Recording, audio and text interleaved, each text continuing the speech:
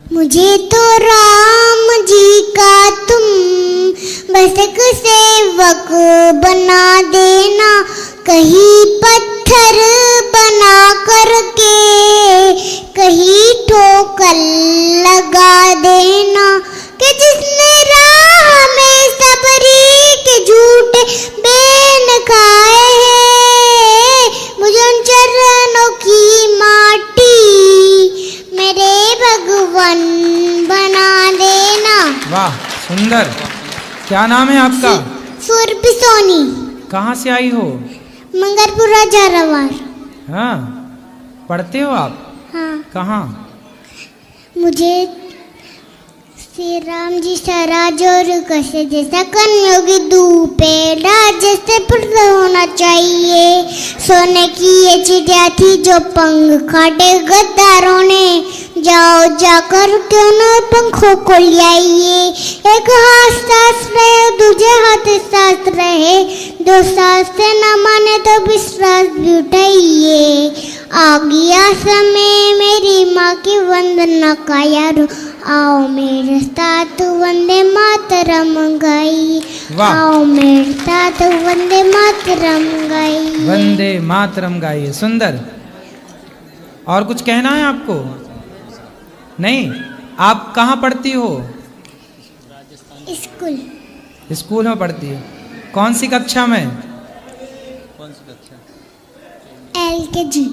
LKG में पढ़ती हो? वाह सुंदर। कोई सवाल है आपका? क्या क्या सवाल है? पूछो, सवाल पूछो। कुछ पूछना है आपको? कुछ बात करनी है? कितनी बहन है आपकी? आपके भाई कितने हैं? एक भाई है। बड़ा है छोटा है? छोटा। आपसे लड़ता तो नहीं है? अच्छा है, ठीक है।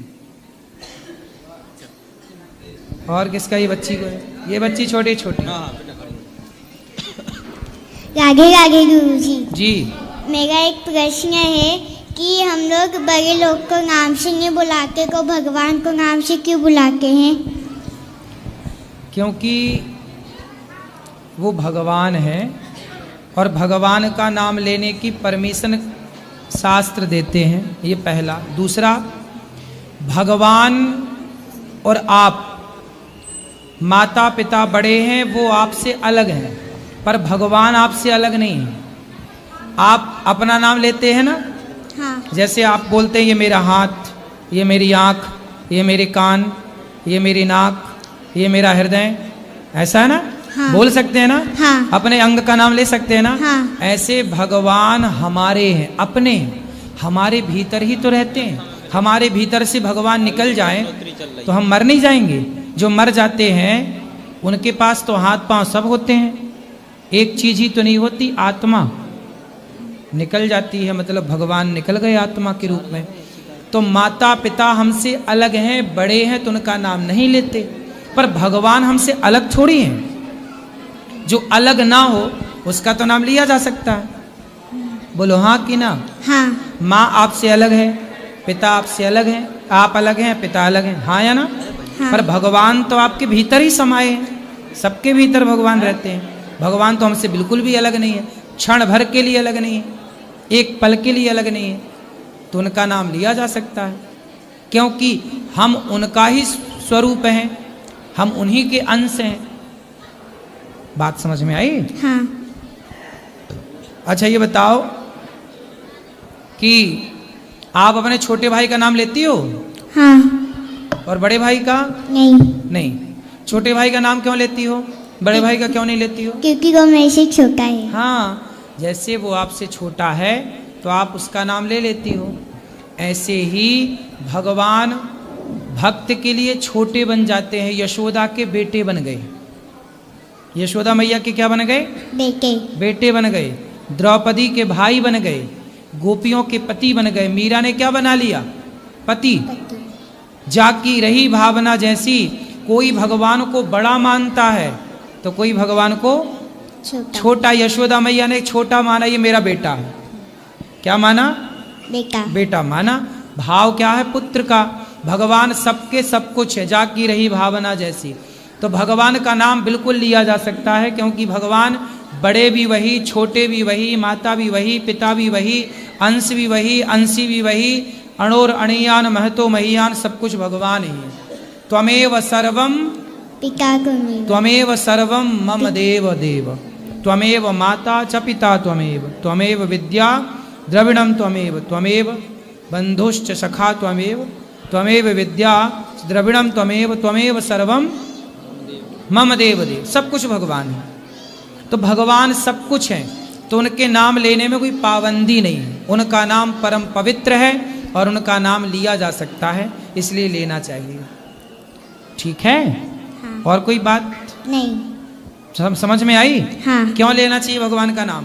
क्योंकि वो हमारे लिए छोटे भी हैं और बड़े भी हैं। क्योंकि वो हमारे अपने, वो हमारी आत्मा है, वो हमारी आत्मा है, वो हमारी आत्मा है। आत्मा है, वो हमारे भीतर है, वो हमारे बाहर है, सब जगह वही वही है।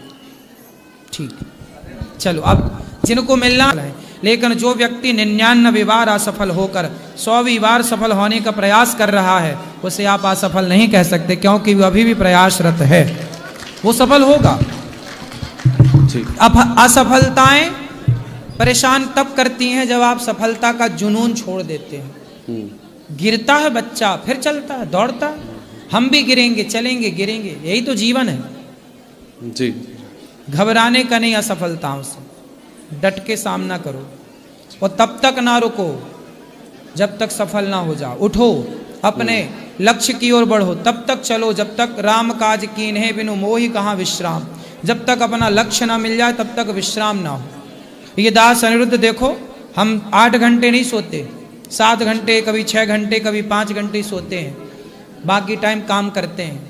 काम ना करें तो भी गुजारा होए, तो भी काम चले, लेकिन नहीं काम करते हैं। काम से प्रेम है, काम नहीं करेंगे 290 माताओं को कैसे रोटी लाएंगे, कैसे इन सब सेवाओं को करेंगे? तो काम तो करना पड़ता है। हम भी काम ना करें, थक के बैठ जाएं, फिर नहीं ठीक बोला। इसलिए काम, मेहनत, सिर का पसीना पांव तक जाना चाहिए। नहीं, मेरा सवाल थोड़ा इसमें, ठीक है काम करें, लेकिन कभी चीजों में सफलता नहीं मिल रही, या किसी को आसानी से मिल गई, किसी को समय लग रहा है, ये क्या सबका अपना अपना प्रारब्ध है। आप, कई लोग एक ही स्कूल में 4 बच्चे पढ़ते हैं, 100 बच्चे पढ़ते हैं, उन 100 में से कोई एक बच्चा प्रधानमंत्री बन जाता है उसी स्कूल का, और दूसरा बच्चा जूता चप्पल की दुकान डाल लेता है। तो जरूरी थोड़ी है कि एक बच्चे, एक ही मास्टर सबको पढ़ाता है, एक ही स्कूल में सारे पढ़े, लेकिन सबका अपना अपना भाग्य भी होता है। मेहनत आप करिए, कर्म आपके हाथ में, बाकी सब देने वाले भगवान है। ठीक है, वो अपने हिसाब से देंगे। भाग्य मीन्स आपका कर्म, जो आपने आज किया। जरूरी नहीं है कि आज का आज ही मिल जाए, अगली बार भी मिल सकता, अगले जन्म में। जो आज हमें मिल रहा वो इस जन्म का है, ये जरूरी नहीं है पिछले जन्म का हो सकता है। टाटा, बिरला, अडानी, अंबानी को मिल रहा है, आज के ही थोड़ी मिल रहा है, पिछले जन्म में कोई बहुत पुण्य किया होगा तो सब ठीक चल रहा है, सब बढ़िया है। हर व्यक्ति के पिछले कई जन्मों का प्रारब्ध, प्रारब्ध मतलब कर्म जो किया था, अच्छा या बुरा। कर्म 3 प्रकार का होता है, संचित, क्रियमाण, प्रारब्ध। इसकी व्याख्या कर चुके हैं कई बार। आप ये समझो कि जो हम कर्म करते हैं, आज का किया कर्म कल हमारे को भाग्य बन के मिलता है, वही भाग्य है। आज 2015 में आपने जो कर्म किया, आज 2025 में वही कर्म आपको भाग्य के रूप में मिला। 4 महीने पहले किसान ने बोया गेहूं, अब गेहूं की फसल पक गई, अब किसान काटेगा, किसान के खाते में क्या आएगा? किसान के भाग्य में गेहूं। क्यों आएगा? क्योंकि बोया ही गेहूं था, तो जो कर्म किया था वही भाग्य मिला। महाराज जी, वो तो हम देख पा रहे हैं ना कि किसान ने लगाया अनाज और उसका फल। अब हमारे केस में तो हमें पता नहीं चल रहा है कि हमने क्या अच्छा किया जिसका आज भी फल मिल रहा है, या क्या बुरा। हम भी देख रहे हैं, आप भी देख रहे हैं। आप बताओ, आपने कितनों के साथ अच्छा किया, कितनों के साथ बुरा किया, आपने कितना सच बोला, आपने कितना झूठ बोला, आपने कितनों के साथ छल किया, कितनों के साथ धोखा किया, कितनों को सही मार्ग दिखाया, ये कोई नहीं जानता, केवल आप जानते हैं। आप अपने छाती पे हाथ रखो और बताओ कि आप कितने सही हैं और आप कितने गलत हैं। आप खुद अपने कर्म के गवाह हैं, आप खुद अपने कर्म के साक्षी हैं।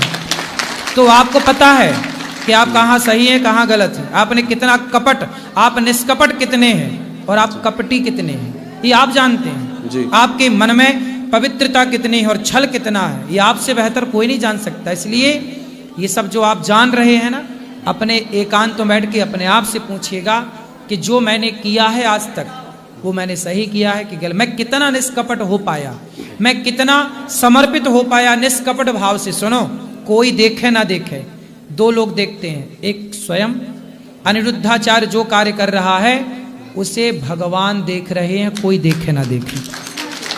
इसलिए वो जब देखने वाले वो हैं तो फल भी वही देंगे। आपने तो देखा ही नहीं तो फल आप क्या दोगे? इसलिए एक आप और एक वो, तीसरा कोई नहीं। ठीक है, तो आप कर्म करो, मेहनत करो। आपकी मेहनत कितनी अच्छी है। राम झरोखा बैठ के सबका मुजरा लें, जाकी जैसी चाकरी ताको तैसो दें। हम मजदूर हैं, हमारे मालिक भगवान हैं। हमारी जितनी मजदूरी होगी भगवान जरूर देते हैं। जी महाराज। राधे राधे गुरुजी, मैं पटना से आया हूँ। मेरा नाम है राजकुमार झा जी। आपका चैनल से बहुत अवगत हूँ, बहुत अच्छा लगा और मुझे सिर्फ चरण स्पर्श आपका करना चाहता हूँ। आशीर्वाद चाहिए, बस आप ही का कृपा होता। खुश रहिए, अभी मिलेंगी ऊपर मंदिर ऊपर। में।